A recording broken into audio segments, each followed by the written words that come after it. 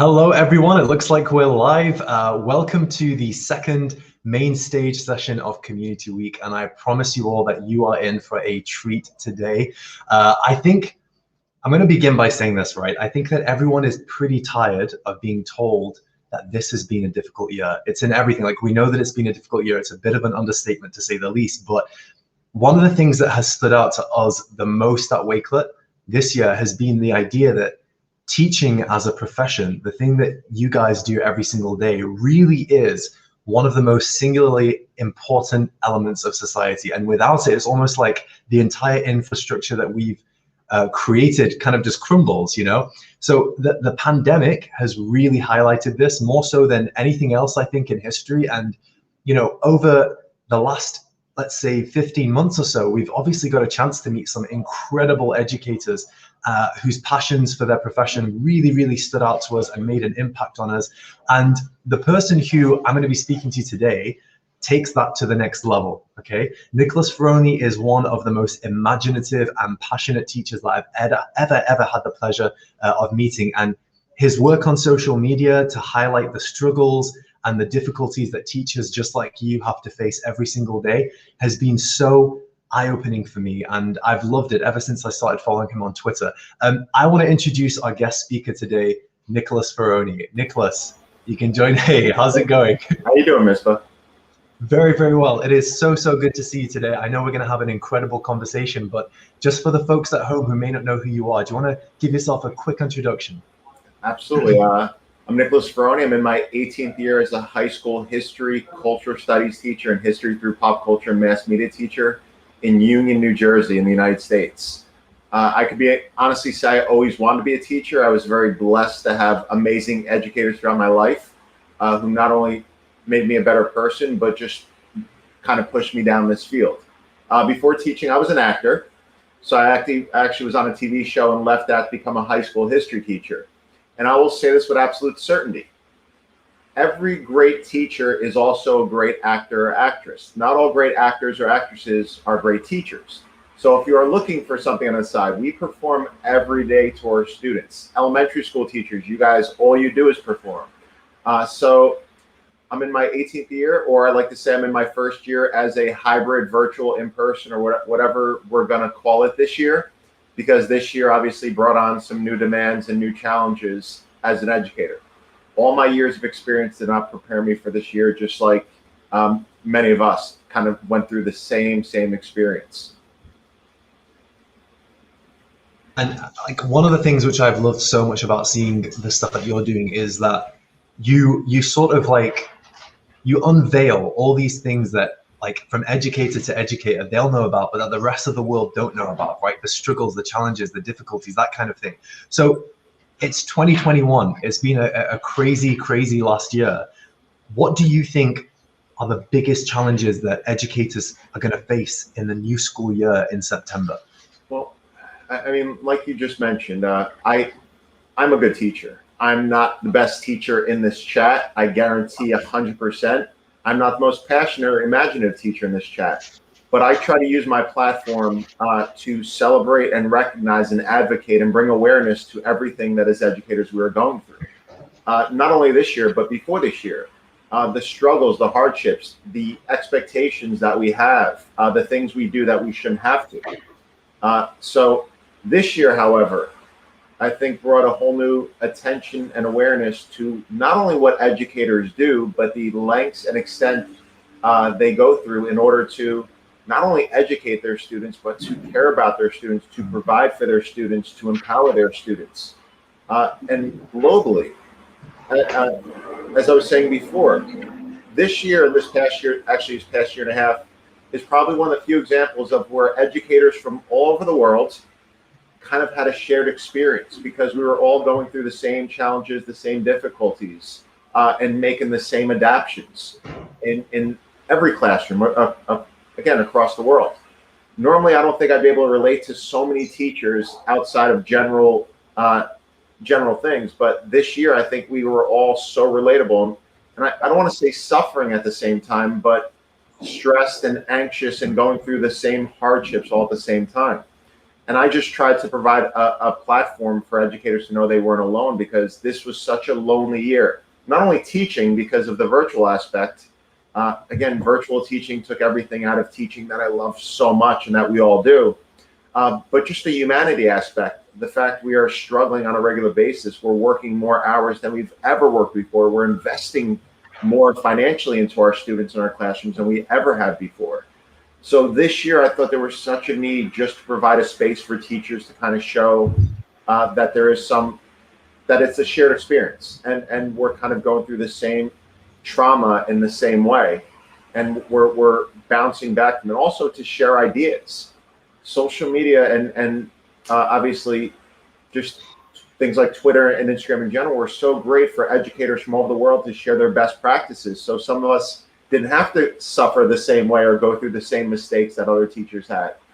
I mean, I can honestly say this, and this is not being cheesy, I am so inspired by educators every single day. This year was the most inspiring year because of the lengths that educators went to not only help their students, but help each other. Yeah. No, we've seen that, and that's something that has like stunned us at the at the Wakelet offices. Like, I remember when the pandemic first hit, and we knew that teachers are this special breed. Like, and I remember having this conversation with some of the guys from the team where I was like, are teachers just like amazing humans and that's why they teach, or do they become amazing humans because they teach? Because like immediately after the pandemic, it's like everybody just got together, and like you said, it was that shared experience, that kind of shared hardship, and to see how people from around the world were sharing resources with each other, sharing tips. And like we had educators who were joining Wakelet for the first time, and they weren't tech savvy, like they not used technology before, and you've got people in the Wakelet community who are giving back and holding webinars, teaching people how to use it. It's phenomenal. What kind of like, this brings me on to my next question. Like, what sort of emotional impact do you think the pandemic has had on teachers? Obviously, we hear quite a lot about it from the student side, and that's important. But in terms of teachers, like, what kind of things do you think? What sort of emotional impact has it had on you? I think the one quote that always comes to mind, and people have shared it often, is "We're doing too much and not enough." I think as an educator, our world were blended. We were working hours into obviously to the point where we were breaking down. I mean, mental health for educators was something obviously the students' mental health is so important, but as educators, we take on the mental health and stress of our students. So therefore, we're dealing with our own mental health, and we're dealing with the stresses that come with this, and the expectations and the uncertainty, and the fact we can't reach our students in the ways we have in the past, and the fact that some students, again, this is shown, and which so many educators have pointed out, the inequities in education, how many inequities and how many opportunities certain students have over other students. I mean, many people are calling it privileged learning, which it rightfully was, where if you had everything, you're at a distinct advantage over students. Wi-Fi, like no one thought Wi-Fi would be the foundation of education, or devices or resources. But this year exposed so many things. At the same time, it took such a toll on educators to the point where a lot of educators are not returning to education next year because, and I don't blame them. The one thing I love about teaching is we're put in such an amazing role. We are mentors. We inspire students, not only educate. Like, teachers are so much more than just teachers. The problem with education is teachers are so much more than just teachers. Yeah. We feed our students. We provide them resources. We are that parent when there's a vacancy. We are that mentor when they need it. There's so many other relationships, and that takes such a toll on us. Mm-hmm. And this year, the expectations on us were amplified 100 times. And somehow, in some amazing way, teachers rise to the occasion and they adapted. But at the same time, there were breaking points. I'll be honest, like, I broke down multiple times this year, not in front of my students, and one time actually in front of my students, because there's a hopelessness and a lack of control in certain situations. And so it was one of those years where a lot of teachers were pushed over the breaking point, and it breaks my heart because so many amazing educators, because they didn't have the support and because of this experience, will not be returning to education. Yeah. And please, everybody in the chat watching this as well, if you guys have a voice, I'd love it. I know that myself and Nicholas would love to hear your ideas about this. What have you, this leads me on to my second question, which I think that, well, my third question, which I think everybody in the chat should answer as well, because it'll give us a better idea. What do you think? You've mentioned the inequities and lack of basic things like Wi-Fi and that kind of thing, but what do you think the most difficult and challenging thing about being a teacher right now is? What's the hardest part? Teachers are expected to do so much when they're in a situation where they're set up to fail. The system sets educators up to fail. And the thing is, we don't fail because we work the unpaid hours. We go above and beyond. We invest in our students when our districts don't have the funding to invest in our students. Yeah.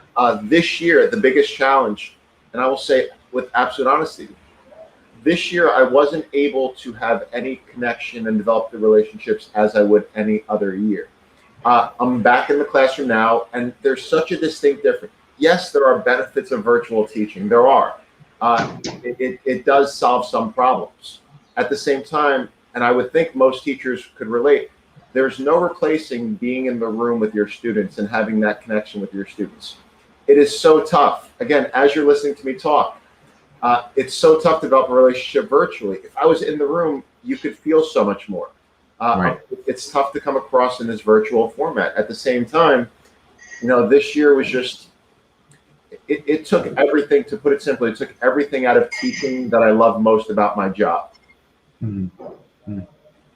Yeah, I mean, it's I appreciate your honesty, and like you said, I've seen a number of educators in the community who they understandably have resigned, have said, I can't take it. There's too much, either my district, my the administration, the processes that are happening around me, I can't take it anymore. We're trying to do the best that we can, and it's the teachers know firsthand, they're their boots on the ground. They know what the students need. And I think that they felt very challenged sometimes when the only thing that they're trying to do is help their students, and yet they get resistance. Well, the irony is, what I tell everyone, if in America particularly, I think in other countries in Canada too, they always try to put parents against teachers, as if it's parents versus teachers. I'll tell every single parent, the only person the next person in line who has your child's best interest is their teacher.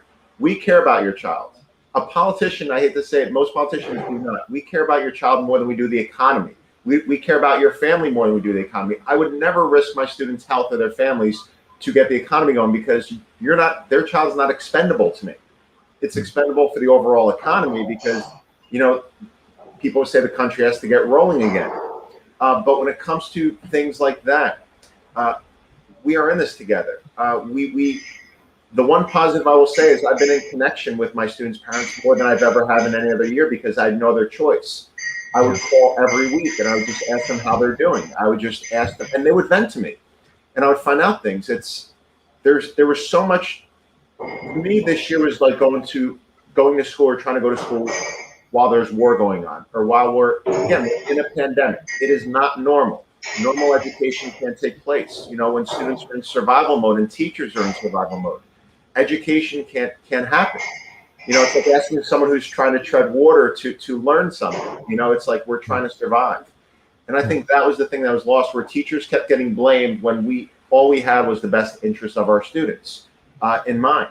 We just wanted to make sure they were safe. We wanted to make sure, okay, you care about students' mental health. You're going to put more counselors in school, so that way we can actually focus on it.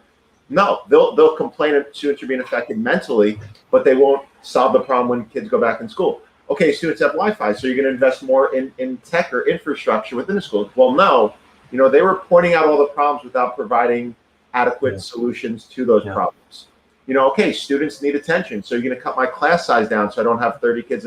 Okay, no. So then, that is a system where everyone was attacking teachers, but no one's willing to vote or support or find a solution to the problems that they were pointing out that we've known about forever. Yeah, and I think that everybody in the comments has their own sort of spin on it, their own ideas, that their own difficulties, and there seems to be that kind of common thread where it is ultimately frustration, right? It's this idea that you, like you said, you have your students' best interests at heart. And it's really hard when you know what is best for them, and that's being jeopardized either by politics or by personnel, whatever it might be. It must be incredibly frustrating. One of the things that has been really interesting this year, though, is that like we've been able to kind of take a peek behind the curtain, because now that a lot of teaching has moved online, we've been able to see how educators in the community and across the world, their different tips and methods and ways of dealing with their students. And, you know, sometimes it's made the news, sometimes it hasn't, but within our Wakelet community, we've been really exposed to it. We see it, teachers being able to share like little moments and clips from their Zoom classes and stuff. I know that you do that quite often. You've done a lot to kind of show what happens behind the curtain. Do you think that the ordinary person, the person just kind of the average Joe out there on the streets, do you think that they really know what teaching is like? And if they don't, why not? Why is that? Why is it taken now for them to realize how important it is? I like to think when everyone kind of thinks about it and takes the time to reflect, they can all look back about a teacher who changed their life or went above and beyond, or they had a positive relationship with. I think this year more than ever, you know, it's funny because media is a very tough thing, because we expose stories about what teachers are doing and the extents they're going to for their students. But then at the same time, by exposing it, it's also revealing the fact that we're making teachers martyrs, you know, in a sense. And so it's a positive and negative thing. Right. Where you see these stories about, oh my God, the teacher, look how incredible the teacher was. They were teaching from their hospital bed. And then you're like, the teacher was teaching from their hospital bed. Nobody should teach from their hospital, you know? Yeah. So it's a very double-edged sword. With me, it was more so just showing those moments, positive and negative moments of what came with the aspect of virtual teaching. Some fun. Again, we have to laugh to not cry. So I tried to have as much fun with my students as possible, and vice versa. And I'll be honest, as much as I was there for my students this year, they were there for me. My father passed away this year during everything, and condolences. I appreciate that. And I went back to teaching. When my students found out, it's like they reached out to me and they were checking in on me. So it was, again, inspiration's a two-way street. I'm sure every educator can relate that. As much as we try to inspire our students, they inspire us right back. And I think this year was kind of, we were there for each other more than ever before, because they were going through the same struggles. Again, they saw into my home. You know, it's like, that's, you know, I didn't know my teacher had a first name. If I saw into their home as a kid, I'd lose my mind. You know, it's like, assuming teachers live at school. But it's so exposed to the different, they know our homes are as dysfunctional as everyone else's. So it humanizes us. But it's like, there are so many moments this year that kind of bring light to what teachers are doing, but also expose what teachers are having to do or expected to do. And that's great, because it leads me on to my next question, which is like, you know, there's a lot of, I think that the general feeling that we've sort of felt as a community of educators, and one of the things which I think you highlight really, really well, is this idea that I think teachers inherently feel undervalued. Not only undervalued, but also underpaid, underappreciated. You know, like we get to only certain people get to see what it's really like being a teacher. You know, like we've had a lot of comments coming in, it's like, you don't know until you teach, right? Yes. So with this sentiment that kind of echoes across, you know, our entire community, and we've heard it so many times, why do you think teachers feel that way? You know, is it the media? Is it you know, lack of awareness? What is it? It's a combination of a lot of things. And again, stuff that educators have brought to my attention as well. It's funny because I didn't realize how tough teaching was until I became a teacher. I didn't realize the crayons I was using, my teacher bought. I didn't realize when I saw my high school teacher working at the pool that it was his other job because he couldn't afford to sustain his life on his teaching salary. And I didn't realize until I became a teacher of the extents and lengths that teachers go through. I also think, and again, another educator pointed this out to me, gender plays a lot to do with it with education. You know, teaching is predominantly a female profession. We undervalue women's work. Men are indirectly affected by it because we are the minority in this profession. I promise you, if teachers were 78% men, especially elementary and secondary and primary school, we'd be making six figures, no problem. We'd make sure that we're paid our value. It's that situation where I feel like there's so many factors that tie into why teachers are underpaid and why they're undervalued. We're demonized in a lot of cases. politically we're demonized, because again, it's when it comes to politics, it's easier to blame educators than it is to blame parents or talk about other things like that. So there are so many factors which tie into it, but it's interesting because again, it's like you see a lot of media perpetuating positive stories. You see all these heroic, inspiring stories about educators, yet for some reason, especially in America, we're so demonized and so attacked and so undervalued. And then you see other stories about other educators throughout the world who are, again, not in a perfect position, but maybe in a better position, or they're more respected, they're more valued. So I think there's a cultural tie to it. I also think there's a pop culture tie to it, because depending on where you are valued differently as an educator. Yeah, no, I agree. I think that a lot of it is geographical, but I do think that it's interesting that you say that, because like the United States, for example, it's like pilots, right? Like pilots are massively underpaid. Like I think there's a crazy statistic out there that it's like, most pilots have another job, and they're exhausted, and they and that's a pilot. Like that's somebody who's 30,000 feet in the air and could like kind of like looking after your life. So it's like there are obviously problems which I think do affect the USA kind of more than other countries. But I genuinely think seeing it across the world, that although some people may not be as vocal, some regions may not be as vocal, most teachers are feeling this way. And I think that it's almost like you said, the pandemic gave people a chance to finally appreciate what teachers do and the importance in their roles that they have, and like the parents as well, having to deal with their kids all of a sudden, like every single day. Then we were used as a political tool, where it's like we're saying we don't want to bring your kids back unless things are safe, and then politicians are turning into they don't care about your kids. It's like it's that kind of polarization. But the one thing I always like to point out too, where it's like to point irony in everything, if any of our lives, if my life or any educator here, which I guarantee you everyone in our lives is worthy of a Disney movie, was turned into a Disney movie, the actor playing them would make a heck of a lot more money than they do as a teacher. So the actor playing the amazing teacher makes more and is more financially stable than the amazing teacher they're actually playing. Right. It's crazy. Like you said, it's a situation that's just, chock full of irony. And I think one of the interesting things that has happened this year as well is that we've known this all along, but I think that it's without being when the connections to your students are compromised, right? There's a lot of things that come with that, because there are so many things that you as an educator do every day that goes way beyond the curriculum, way beyond the exams, the quizzes, and that kind of thing. There's an emotional news. Yeah, it's not in the news.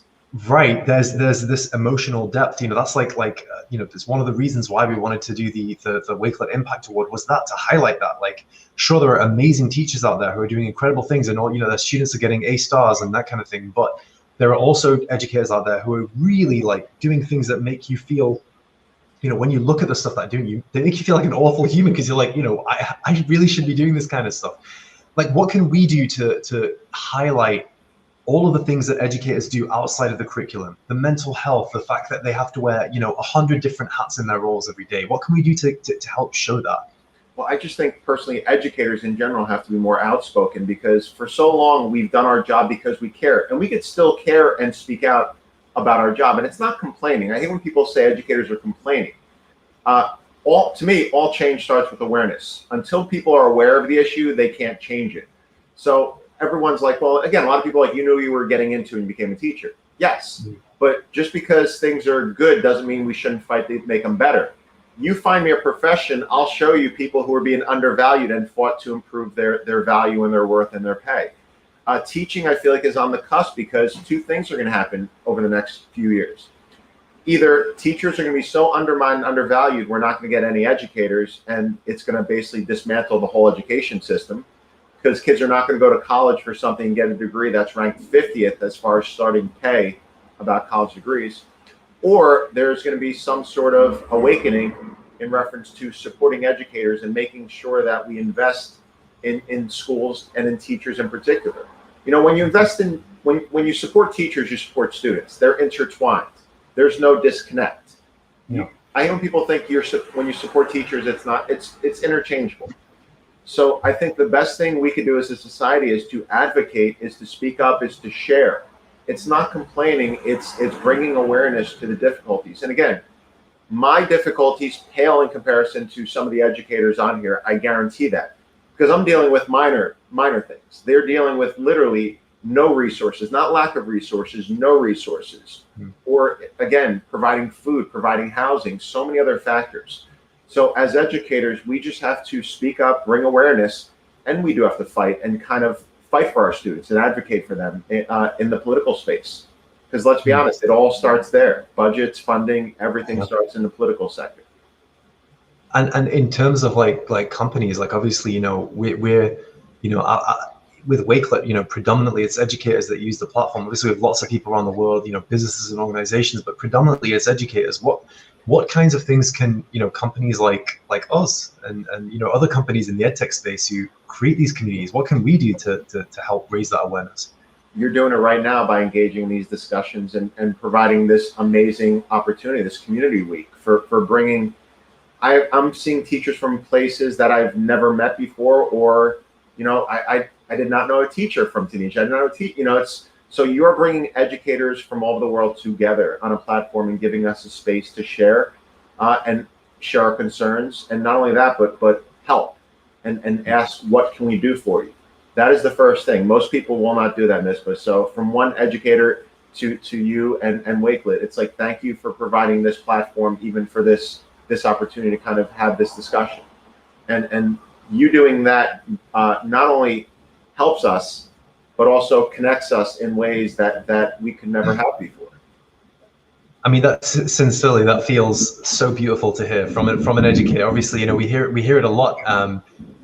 We're trying to create a community because we know that, I think that one of the things which, you know, I spoke about earlier is this idea that educators in their space who go above and beyond, this is what this is kind of what you highlighted before. It's like educators need to sort of speak up about the stuff they're doing because it's crazy. It's like we're finding out things and discovering, like, it was only like last year that we found out that educators in the United States and around the world quite often pay for their own school supplies. Like, that's insane to us, you know? Like, I think it's a little different in the UK perhaps, but like, I didn't know that went on. I didn't know that was a thing. You'd be surprised how many teachers can't talk. And it's like, I have so many teachers message me or direct message me whenever I share something, like I can't share it because they're afraid of being reprimanded or punished or criticized. When, again, it's like, that's my first notice. Educators are silencing themselves because they're afraid of getting backlash or reprimanded for speaking up and doing what's best for their students and their school. And I can't blame them. You know, if there's a chance you get fired, you're gonna keep silent. So there's so many educators, and again, I can imagine there's so many educators on here who want to share more but are afraid to because they're afraid of somebody interpreting it the wrong way, or a parent seeing it, or an administrator seeing it, and then saying, you know, as if you're being a squeaky wheel, and in fact you're doing it because you care so much. Yeah, this tends to be the problem when things become politicized. You know, it's all very, very beautiful until things become politicized, and then it's like, okay, by you sharing something that you have overcome, it's this catch-22, because by you sharing that, you're exposing a flaw in your school or your school system or your district or whatever it might be. So then you're not going to share it. But if you don't share it, then no one's going to know what you're doing, right? Yeah, and educators are very good at finding ways to make it work. And then, you know, it's like we do our job, we smile, so everybody thinks everything's okay, and we kind of push forward. So and again, I cannot stress this enough. This year was so inspiring and heartbreaking to see what educators were going through and what they were doing to ensure that their students were not struggling, you know, and we're actually, you know, learning it and learning new skills throughout this time. Yeah. And you know, when you talk about struggle, I think that teachers have a very, very unique job, I think, because, you know, you're dealing with little people who are at very formative stages of their lives, and in that territory, you know, there's things which are going to take an emotional toll on you as an educator, on you as a teacher, on you as a human being. And the stories which I'm hearing now from educators, you know, the closer that we become to the educator community, the stories that we're hearing, it's almost like, you personally, I guess, Nicholas, like, do you ever feel like, you know how doctors sort of have to switch that emotional switch off and be like, this is work, and I'm going to be as professional as possible, and then this is home, and then they lose like a bit of that emotion. Do you feel like you have to do that as an educator? I think as educators we can't. You know, I could guarantee that every educator here, the fact they're watching this shows how much they care. And I promise, they've lost sleep worrying about other people's children. We lose sleep over our children. We can't.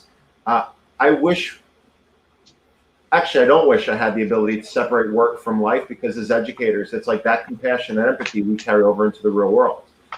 So it's like that's what brought us into education, because it is a calling, and not to be cheesy or poetic, it is a calling, and it's so tough to separate that. We are teachers 24 hours a day. We need a break, and we like vacation time a little bit to get back to neutral, but it's so tough to turn that off, because once the student's in your classroom, it's like they're more than your student. You don't see them as just, that's like the difference between telling a child who's depressed, I don't care you're depressed, I need you to study so you do well on a test, or you tell them, I don't care about the test, your happiness and health are essential, what can we do to help you? Right. So I think that's the stigma, and that's how it differs. Most educators, I like to believe, would say, the child, I don't care if you learn history today. Are you okay? Is your family okay? Because to me, that's longer lasting than a test score. And I would hope that most educators agree with that. No, you're 100% right. I think if we all, take a moment and think about the things which are most memorable from school, ironically, we don't remember the grades. Like, I can't tell you, there may have been like a few papers which I may have been proud of or anything, but the things which I remember, those memorable things, are when educators have been able to, transcend the curriculum and, speak to me as an individual and, be, like I said, be the adult in your life that you need when your parents aren't there, right? Like, be the person that you can go to if you have any personal issues, if you have, issues that are happening with your friends, whatever it might be at home. That you have an adult that may not be your parent, may not carry the same judgments as your parent, who's going to be there to look after you. But you look up to, and it's like there are so many parents who I work with as an educator where they're single parents, they're working 3 jobs, they're going to college, and I just make sure I do my best to assist them and help them, because I can't imagine how tough it is to be a parent and be in that situation. So and as a community, it's like it's so much more than just teacher-student, so much more than parent-teacher. We're all working together to ensure that their child has the best the opportunities they need and the resources they need and the support they need. So it's very tough to define what a teacher is. And we've talked about my bio, where it's like I want to be an actor, comedian, a philosopher, a mentor, a lawyer, so I became a teacher. It's like, and that's what we do. And and that's the one thing I love about my job, because I love history, I love teaching it, but at the same time, academics are secondary until a child knows that their teacher supports them and cares about them. I've got a really cool question here from Christine Howell, who says, since the pandemic, I ask all my students about their week, if they've had lunch, just to check in and make sure they're okay. This idea of checking in, has this become like with your students no longer being there present, have you felt like a panic, like set in, like, oh, how do I check in with these students? There may be some students who may need some additional support that I might not be able to access as easily. I love that Christine does, and a lot of teachers do. It's funny, I gave my students a survey this past year. What is one thing they love most about my class? Overwhelmingly, it's not the lessons that I plan that are pretty incredible and interactive and engaging. It's the fact we meditate for 5 minutes every day, and I talk them through guided meditation just to kind of clear their minds. That was the one thing. Literally 80-something% of my students was like, they love the fact that they meditate, and now they do it on a regular basis just to get 5 minutes of calm. I'll pull my students in breakout rooms and do an emotional check-in with them, and I'll be like, how are you doing? What's going on? And they'll be like, how are you doing? And we'll vent to each other. And I won't do it in front of the class. I'll pull them aside and do it on a separate note, just because it's so much more obviously personal. They don't want to share, but it's just even little things like that where I'll just email a student and just check in. I'm like, is there anything going on? And that's the main reason I called home so often, was just to check in on the parents, because they're going through stuff that, a student may not tell me that their brother has COVID or their father lost their job. And, to me, it's like, I'm not going to punish a child for 2 assignments when, they have a family member who's going through that. So I've interacted with my students and their families more this year. That is the one positive thing I would say from this year, which is something I'm going to do. I'm going to carry on to future lessons, even when I'm back in person fully. I'm going to make sure I establish that dialogue with parents, so that way they feel comfortable enough to email me and talk to me. when there's anything going on. And I feel like that's developing that relationship, not only with the student, with their family. Yeah, no, I think that's a beautiful example. We've got, people in the comments, Yeah. and people in the comments and people across the community over the past few weeks and years and past few weeks and months saying that mindfulness has been such an important tool for them during this pandemic. To be able to begin their classes with a routine that kind of grounds their students, and even like at with the Wakelet team, like we felt really strange and odd all of a sudden kind of being ripped away from each other and not being able to have that in-person connection and collaborate. That it takes a toll on your mental health. I don't care what anybody says, Somebody pointed out in the comments too, and it's so true. And I said the one thing I learned this year was just because a student's doing well in class doesn't mean the student's doing well. And it's right. like, that was so, just because the student's getting an H, we tend to always focus on students who are struggling academically. But I've had so many students who are getting A's because that's just what they do, but emotionally are destroyed, or their mental health is being so damaged. And that's why it's like, I could care less if you're getting an A+ or you're struggling. Like, I'm going to make sure you have that space just to kind of share and vent. But again, most students, and other educators are saying in the chat, unless a student knows you care, they're not going to open up to you because they're going to think you don't care. So you have to create a space where I'm vulnerable to my students. They know they know my stresses. I share with them how much I'm struggling because I want them to know it's okay. It's not only okay for them to talk about it, it's okay for a man to talk about his stresses and his struggles. And so even that aspect of it too. But I try to do everything I could to ensure that my students felt completely comfortable in this environment, which, let's be honest, it is cold, it's lonely, and it is an uncomfortable environment. And there's a lot of judgment, and students are uncomfortable with certain things because of the virtual perspective. But it was one of those things where I learned a lot about myself and about them going through this process together. And coming back into the new school year now, if it is going to be in person, I know that a lot of schools across the world have gone from remote to in person. Do you see any difficulties, any kind of like residual trauma from the pandemic or from remote that may trickle into that? Is there like a transitionary period you think that teachers should expect? I also want to preface by saying there are benefits of virtual classes.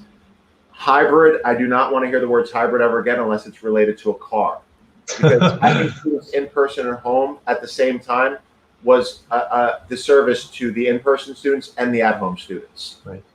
As an educator, you're overwhelmed twice as much, doing twice the work with half the results because you can't focus all your energy on a particular group.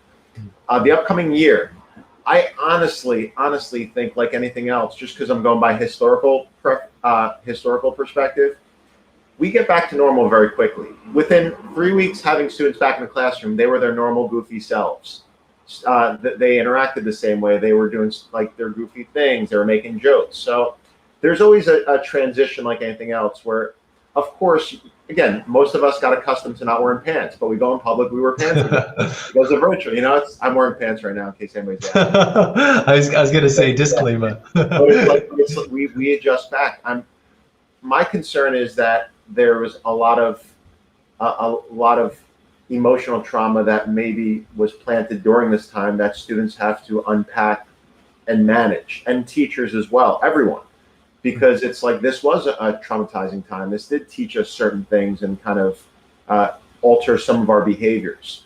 So I feel like there'll be some transition, but at the same time, again, will schools provide the resources, these social emotional learning resources, the mental health resources for students and staff that they claimed we needed, but were not accessible? So I think it all depends on, my biggest fear, Ms. Ba, is that we go right back into the undervalued, underfunded, undersupported teachers and students, that we don't learn anything from, and we don't grow and build some sort of bigger infrastructure within our schools. Yeah, it will be a real shame, I think, if we come out of this having had a new perspective on the importance that educators have and not make any significant changes. Like it'll be heartbreaking, I think. And that's my biggest fear, is that we go right back to the status quo when we had so many opportunities to learn from this. Right. So Nicholas, like that, we've spoken quite a lot about the the difficulties I think that you've faced and that educators around the world have faced because of the pandemic and just in general. But one of the other reasons why I wanted to speak with you today was because those of you who know you, those of you who follow you on social media and have seen, your videos on YouTube, you teach different, right? Like I think you're quite proud of the fact that you have a kind of unique way of teaching, and some would say almost like an experimental way of teaching.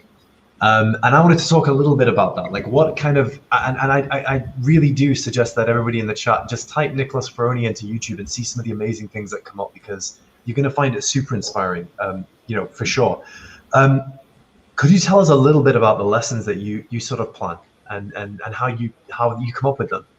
Well, I'll be honest. My first few years teaching, I taught like a traditional teacher, because you have to reset information. Students have to take notes. They have to, and then from a practical sense, I then reflected on how much I didn't learn from that methodology. I didn't learn from the traditional note-taking, providing information in the same way over and over again.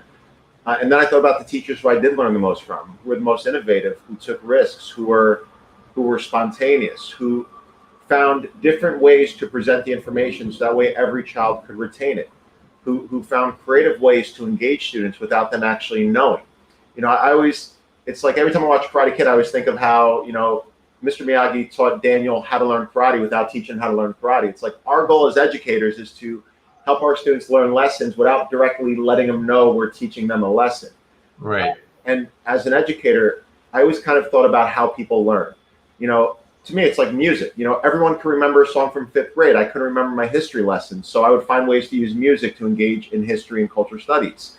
Right. When I was in college, I saw the most powerful social experiment I've ever seen in my life was Jane Elliott's brown-eyed, blue-eyed experiment, where she wanted to teach her predominantly white children about racism and convince them that based on their eye color, there was some sort of superiority. And then she saw her students who were loving each other turn on each other because one was told that one was better than the other based on their eye color. When I saw that, I said, as an educator, I'm going to try to find every way to simulate an experience, obviously in an appropriate way that doesn't cause trauma, but just teaches a lesson. So as an educator, I always try to incorporate some form of simulation or experiment on my students that is completely tied to the lesson. And again, not in a traumatic way, because I've seen educators try to give students the experience of being a slave. And it's like there are so many horrible ways that simulations can go wrong. But teaching my students about gender inequality by having a few boys in a group with a lot of girls, see how the boys would react when the girls were making their decisions. And then the boys learn that it's Congress in America is the complete opposite. So I try to find creative ways, and I'll be honest, I bomb many times. I always try to think of ways to have fun with students and trick them into learning, and some of them bomb. But for every 5 or 6 that bomb, I get 1 or 2 lessons that I still use today over and over again because they're effective. It's like I always think of what do kids enjoy to do, then I try to find a way to engage them in the classroom into doing it. And I think those are the skills. Like I try to nurture their strengths. Every student is an A student if we test their strengths. I absolutely love that video that it was kind of featured where you like you just said, you did that experiment with the the boys being a minority in a class full of girls, and then having to make decisions on things which affected the boys. It was amazing to see their reactions, and I think we were discussing this earlier. It's like some of the most beautiful lessons, the most memorable lessons are those where you're kind of tricked into learning, right? You are. I mean, and people are saying it now. It's like the experiment early on. It's try to think how students think, but try to obviously. I don't want to say trick them into learning, but at the same time, it's like as young adults, especially. I'll be honest. I was a stubborn teen. I didn't like someone talking at me. It's like talking to you, and the lessons. I had amazing history teachers growing up who would give us situations that were not related on the surface, not related to history, but then all of a sudden related to history. Where right. I remember him giving a situation in reference to Michael Jordan. It's like he's like, yeah, Michael Jordan, switched team. He gave us a scenario of Michael Jordan switching teams, leaving the Bulls, and would you consider him a traitor? If you're a Bulls fan, is he a traitor? But he's doing what's best for him and his family, and he gives us this whole scenario to see what decision we would make. 80% of the students said we would leave the Bulls to make more money in a different city. And he then paints it back to, well, that's what Benedict Arnold did. He was getting overlooked in the Continental Army. The British offered him a better deal, but we see him as a traitor. Why? It's all a matter of whichever side you're on. I remember those moments And somebody did say in the chat where it's like, find out what they think about, find out what they care about, and try to find ways to implement it into the lessons. I have my students make TikToks. I have students who love TikToks. So, Mispa, if you were in my class and you want to make TikToks, I would have you make a TikTok instead of writing a history essay, but you would have to make a history TikTok. So you'd have, and you would indirectly learn the material, and you'd probably put in more time because you want to make it good. But at the same time, you wouldn't learn it. I'd have you write an essay on it. You're making content and tricking yourself into learning the history stuff I want you to, but doing something that you enjoy doing. So it's a win-win. You know, it's a win-win for everybody. Right. You tend to be best at the things that you enjoy the most. And, Absolutely. you know, I think one of the things that's resonated with me is that you're not, you know, what you're doing is authentic. Like you're relating to your students, and you're not doing it in like a cheesy way. You're relating to them through your teaching. So as opposed to just saying, hey, this lesson's going to be on TikTok, or, you know, hey, let's just use, you know, emojis for the, like all those kind of things. It's not like that. There's always something raw and something authentic behind it. I think that's the beautiful fine balance that you kind of show. Well, again, so many educators on here in the comments are sharing that. It's like they have their students create the assignment, the assessment. They provide alternative assessments. And that's the thing. If I had a student, to just give you an example, I had a student who, she wanted to be a rapper. So in class, she was failing other classes. In class, I saw her writing what I thought was a poem. And I said, Brittany, is that a poem? And she's like, no, it's a rap. She was like, I want to be a rapper. And I was like, okay. So she didn't turn in any of my assignments so far that year. So I did notice she was failing other classes. And I kept after class one day. I said, here's the deal. Here's the notes for next week. You don't have to do any of the key terms or anything else. I want you to write a rap about this. Use 15 items from this list. She's like, really? So 2 days later, she came in with a cassette tape. I said, what's this? She's like, I made a rap. And she literally performed it for the students. Wow. So every week I then had her perform it. She went from getting an F to an A in my class because she was memorizing the material. The other teachers thought I was giving her easy grades because they're like, why is she getting an A in your class and she's failing my class? And I stressed the fact that she loves writing raps. She wants to be a musician. Fast forward a few years, she had her first song on the radio. She's now a successful rapper. She signed to a record label, and she always thanked me for letting her write raps about history because it helped her work on something she enjoyed, but it gave me what I needed. So it was a win-win for both of us. And again, like turning a student's disruptive behavior into something that's positive or an asset, I think is a great teacher skill. Yeah, no, that story honestly resonated with me so much because, like, I think, like you said, there has to be kind of like a fine balance, and I think that a lot of educators are worried about losing control is the wrong word, I guess, but kind of losing their grip over the teaching of their students by trying to adopt these experimental ways of teaching. What kind of advice would you give to a teacher who wants to kind of do those really memorable things, but may not necessarily feel confident, may not feel like they're going to be able to pull it off in the right way? Like, you know, you said you bombed plenty of times, right? Should they have that fear? Or? I mean, I think all educators have to take risks. We have to adapt. At the same time, you know, I don't only teach one way. I make sure my students have a well-rounded education. They have to write. They have to do readings. They have to do things like that because there's still use in those. So I'm much more a fan of having them curate information now, where I give them the information. Because let's be honest, we don't need them to research. They don't have to know the Dewey Decimal System anymore. They can Google information. So I like to nurture their creativity because I feel like when students create things out of things, so when I give them notes, I'll have them create a template or create a slide, or because I feel like that then teaches them a skill later on to whatever field they're in. They have to learn to curate things and to create things. So I try to provide multiple, as again many of the teachers were saying, I provide multiple assessments, multiple opportunities, and I just try to make them well-rounded. I always tell them, I'm going to do things at times that they may not be confident about, but that's why I want to do them. You know, right. So I want to nurture their weaknesses. I want to nurture their strengths and improve their weaknesses. And what about like that? I think that's great in terms of the personal sense, as in like this, you know, the personal confidence that it may take to try and attempt a lesson like that. But how about like we have a lot of educators in our community. They are trailblazers. They are risk takers. You know, they aren't afraid to kind of rock the boat.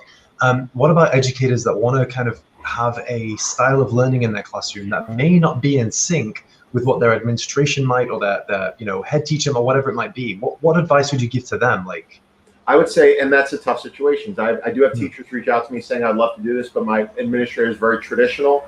I would say this: no one questions results. If I have you in my company and you're making me money and you're profiting, I don't care how you're doing, as long as you're doing it ethically.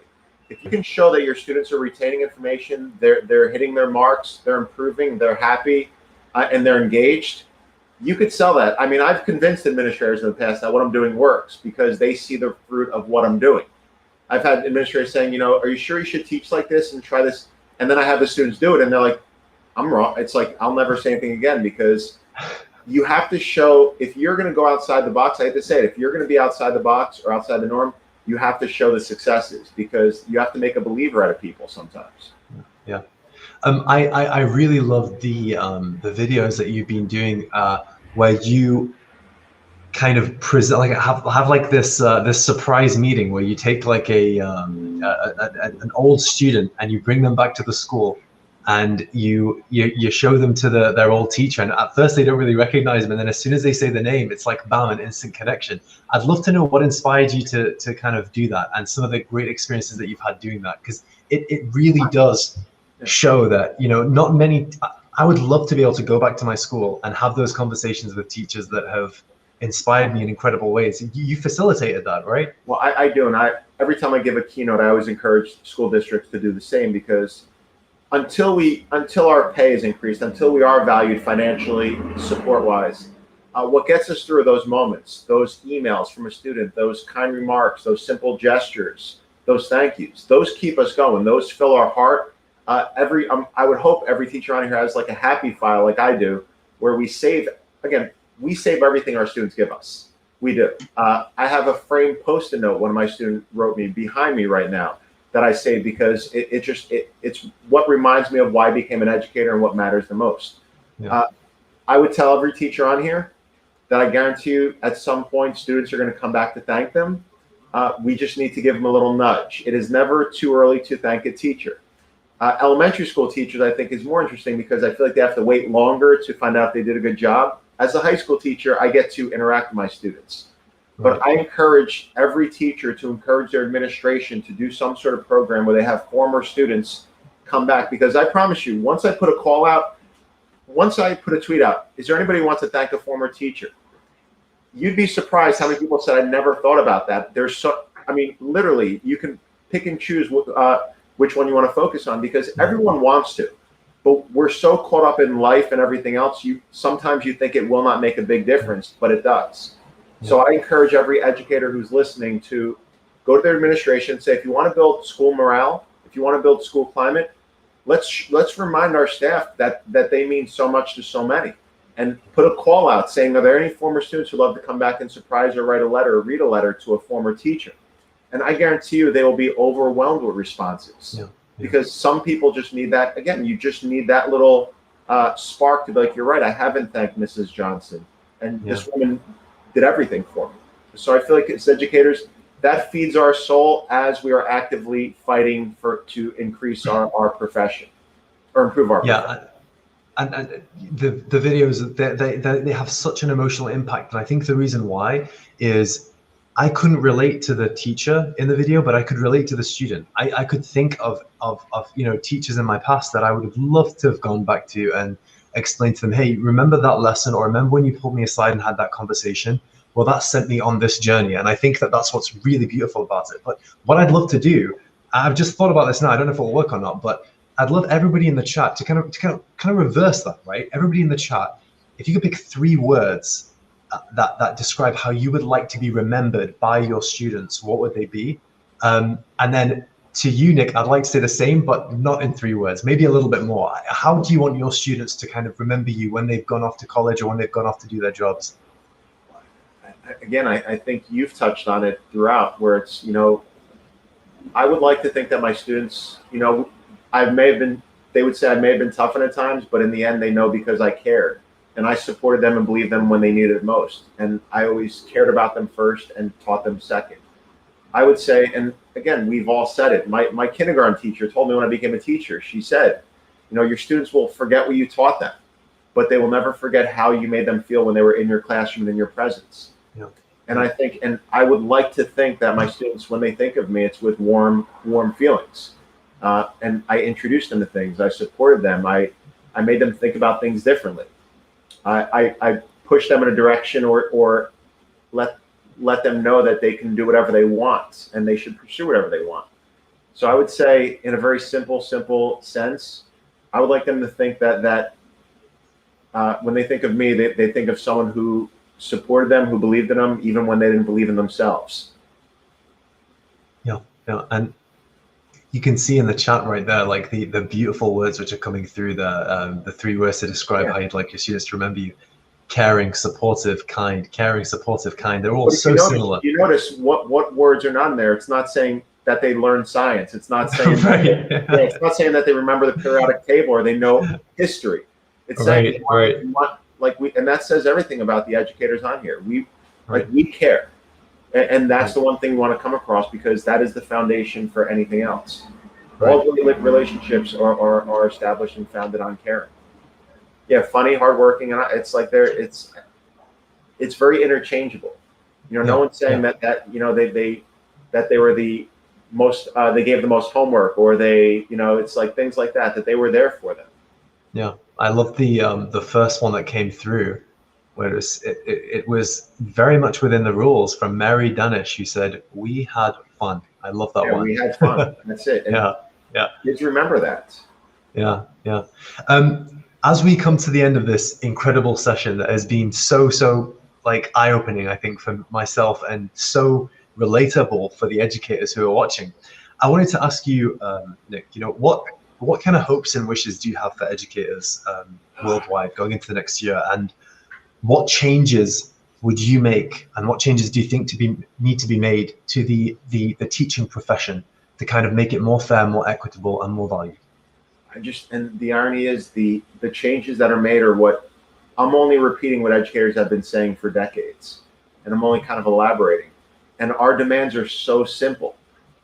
My hope for educators in particular would be we do not want to be millionaires, but all I could imagine is how amazing teachers could be if they only had to work one job, if they could focus solely on their students. I would like to hope that we realize that connections and relationships are everything. So they'll provide a teacher with a classroom that they could actually get to know, and not 45 students because they're short on teachers. Right. I would like to see society come together and know that teachers are trusted professionals who care deeply about their job.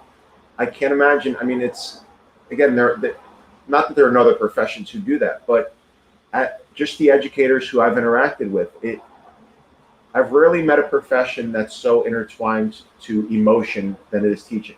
A lot of people get their paycheck and go home. For educators, it's so much more than that. So my hopes for 2021 would be that we learn from this. We decrease or get rid of those inequities. We ensure that every student has the same opportunities and the same support in their corner. There's no students that are being treated differently because of race or ethnicity or things that we are starting to see more of in society. That educators, there is bias in education. There's systemic issues in education that educators are trying to dismantle. I would like to see more male educators. I'd like to see more male educators of color. I'd like to see more diversity in the teacher population, because there's so many people who can have such a positive impact on the students, and students need multiple people in their lives. Again, it takes a village. It takes an entire school to educate a child. So I'm so inspired by the work of the educators and that I've seen. Everyone on here, I know the fact they're sitting on here listening to me rant says how much they care, that they want to take this in, and they want to join us. But I just want to thank the educators. They are appreciated. They are changing the world.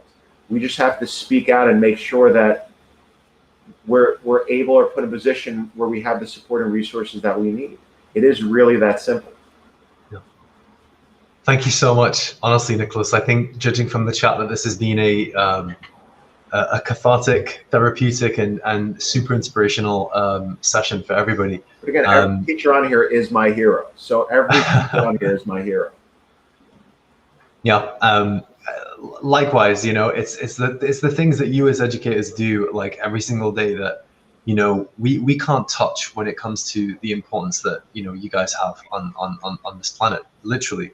There are very, very few professions that are as impactful as teaching. And, I can say as sincerely as possible that on behalf of the whole Wakelet team, like, we are so thankful that this is the space that we're in. We're so thankful that we can speak to educators like you, Nicholas, because you're special people. Like you don't realize it yourself. I think sometimes it requires people from the outside who aren't educators to look in and see what you're doing, to remind you of that. And I think that's one of the common things that I see with educators, is that it's like what we did with the Impact Award. There were so many educators who didn't want to nominate themselves, even though the things that they were doing were superhuman. But to them, that was just teaching. That's just their profession. If you want to, I always say, if you want to witness a miracle, just walk into any classroom. Right. Or outside of a classroom, because so many teachers don't have the luxury of having a classroom. So, like you said, it's so inspiring, and it continues to inspire what educators are doing. Well, I honestly appreciate it. Thank you so much, Nicholas, for joining us today. We've reached the end of the session. I think we're just 1 minute over. I want to thank you from the bottom of my heart for joining us today, taking the time out of your busy schedule to speak on these subjects. I would love to work with you again, and I know that the Wakelet community after this are really gonna want to see you again. So that'd be incredible if you could. My pleasure. Thank you for creating such an amazing educator community. Sincerely. Thank you so much. I really appreciate it. Well, thank you Thank you to everybody who's joined. I appreciate it so much. I know that it's late for a lot of people around the world right now, so I thank you for joining. We've got 3 more days of sessions that are going to be moving. They're going to be interesting. They're going to be educational for everybody. So, thank you for joining. I appreciate it. The whole Wakelet team appreciates it, and we can't wait to have you join us for the next couple of days. I'd love to leave the final word with you, Nicholas, just before we jump off. If any educator out there ever needs anything or wants to share anything, always feel free to reach out to me. But again, I am a good teacher. I pale in comparison to all of you. You guys inspire me. Your students are so lucky to have you. And if they haven't let you know that, they will. Thank you. Thank you so much, Nicholas. I appreciate it. Take care, man. Till next time. Bye-bye.